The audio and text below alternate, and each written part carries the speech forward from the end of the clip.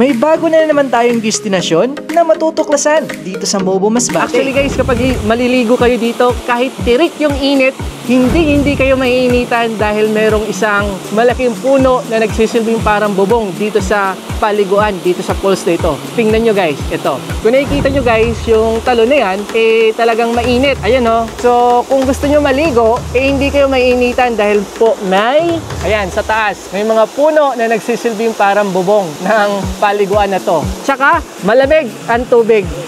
Malamig? Yan. Yan guys, so ang init sa likod. Yan, mainit. Pero pagdating dito sa falls, hindi mainit. Kung bibisita kayo sa sikat na Mayong Payong, siguraduhin na dumaan rin kayo sa isang hidden gem na malapit lang dito. So okay sana na magdala dito ng something makakain dahil talagang kapag pupunta kayo dito, magugutom kayo dahil yung lalakaran nyo talagang grabe. Nandito pala tayo sa napakagandang waterfalls sa Barangay Hulugon, ang Hulugon Waterfalls. Tara! Halika na, para sabay-sabay natin alamin, ipakita sa buong mundo ang magagandang tanaw. Ngayon, nandito tayo sa may mataas na parte ng bundok dito sa Mobo Masbate, ang Mayong Payong. Na kung saan pupuntahan natin ngayon yung isang dinarayong falls dito. Doon banda matatagpuan sa Barangay Hulugon. Actually dati nakapunta na ako doon, pero ngayon pupuntahan ulit natin at meron lang tayong problema. Hindi natin alam. Nalimot na ako kung saan hihinto, saan diliko. Kaya siguro tanong-tanong na lang din tayo kung saan yung daanan talaga ng papunta doon sa talon na yon. Kasi alam ko meron pa yung may walking distance pa na kaunti. Iiwan mo yung motor mo sa labas. So anyway, pupuntahan natin yon. Tatanong-tanong na lang tayo. Medyo challenging ang daanan papunta sa Barangay Hulugon. Kaya para sa mga may hilig sa adventure, siguradong magugustuhan nyo ang papunta sa waterfalls. Pero don't worry, dahil sulit na sulit ang effort pagdating nyo sa falls. Pwede mo nga, kuya? Hindi diyan pa Hulugon Falls. Diretso pa? Salamat. Dito daw guys. Grabe yung madadaanan natin. Kaya natin to. Hirap ng daanan, grabe. Yung payong-payong nga, yun Yan, may payong makikita natin doon, yung payong-payong. Grabe ng daanan. Ay, may nakita tayong bakas ng truck, dumadaan dito. Kuya, pwede nga? Ng pa Hulugon Falls.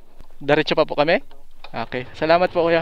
Din may eskwelahan Hulugon School. Imagine niyo guys, may mga teachers na araw-araw ito yung binabiyahe para lang makapagturo dito sa school banda sa may Hulugon. Ito yun Hulugon Elementary School. Diretso ba tayo? Or doon? Try ko nga dito.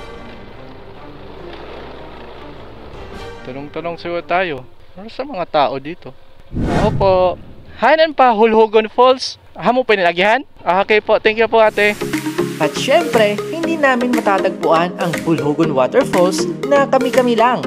Kaya sinamahan kami ng dalawang napakabait na taga-barangay na sina Elisa at Elita Cardinio para siguradong hindi kami maligaw. Salamat ho sa inyo. Nandito na po tayo ngayon sa Hulugon Falls at kasama natin ngayon ang mga nagsama sa atin dito ng mga taga-barangay.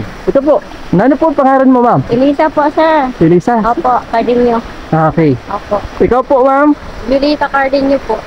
Puro Kagawad. Kagawad po. Sa Hulugon? Opo. So amin ni siya ang usad na mga tourist attraction dito sa Indo Barangay.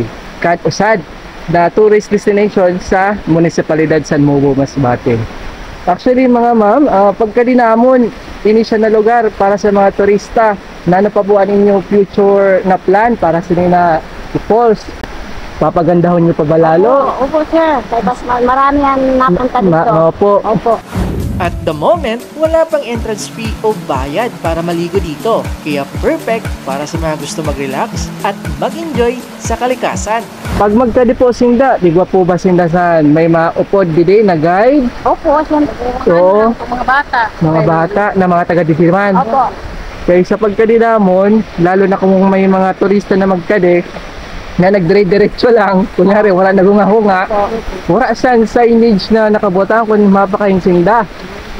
So siguro next na session sa barangay aton paghihimuan sa this way to Hulugon Falls kay usad ini ka na kilala na pasyalan sa Mubo.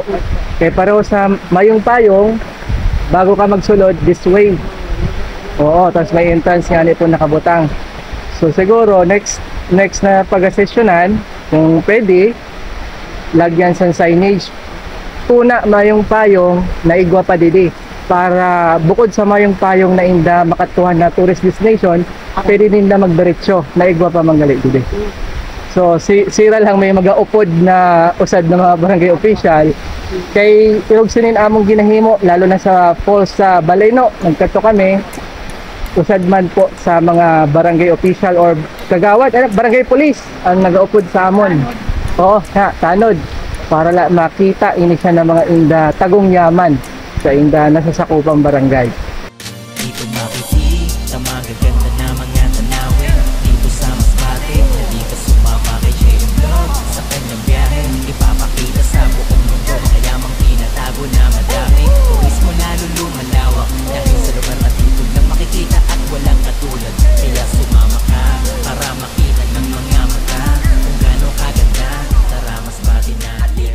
Actually guys, sa pagpunta namin dito, talaga namang sobrang nahirapan kami sa biyahe dahil yung daanan ay hindi maganda o hindi pa maayos. Off-road ang madadaanan nyo. Napuntahan ko na ito dati nung year 2018 or 2019 ata. So sa pagpunta namin dito, hindi ko kabisado yung daanan dahil merong kaming sinakyan na habal-habal. Kaya sa mga nagbabalak ko na bumisita at pumunta dito sa Hulugon Falls, diretsuhin nyo lang po yung Mayong Payong. Tapos if ever man na may makita kayong mga tao, kung hindi kayo sigurado sa dadaanan nyo, magtanong-tanong na lang din kayo, kagaya ng ginawa namin para masamahan kayo or maituro kayo papunta dito. So ang masasabi ko lang dito sa talon na to, talaga namang napakaganda. Hindi mo lubos akalain na meron palang ganitong klaseng ganda ng falls dito sa Barangay Hulugon sa Mubo, Masbate. At kung nakikita nyo nga po, yung sapa na babagsakan nyo o etong parang paliguan na binabagsakan ng tubig, talaga namang nakakaakit dahil sobrang linaw at I think siguro malamig. Kaya ang sarap magbabad matapos ang ilang oras na biyahe o paglalakad papunta dito sa Hulugon Falls. Bonus na rin na mayroong isang bato doon na mataas na kung saan ang iba na mga pumupunta dito umaakyat dyan sabay talon papunta dito sa parang swimming area ng falls na ito. Tapos sabi sa akin medyo may kalaliman yung tubig na babagsakan nyo dito. Marunong dapat kayo lumangoy para hindi kayo mabigla sa lalim ng tubig na nandito sa ibaba. Kaya, ano pang hinihintay nyo? Planuhin na ang susunod nyong gala at isama ang waterfalls na ito sa inyong susunod na adventure. Thank you guys for watching at kita-kits. Ulit tayo sa susunod. Bye-bye! Peace!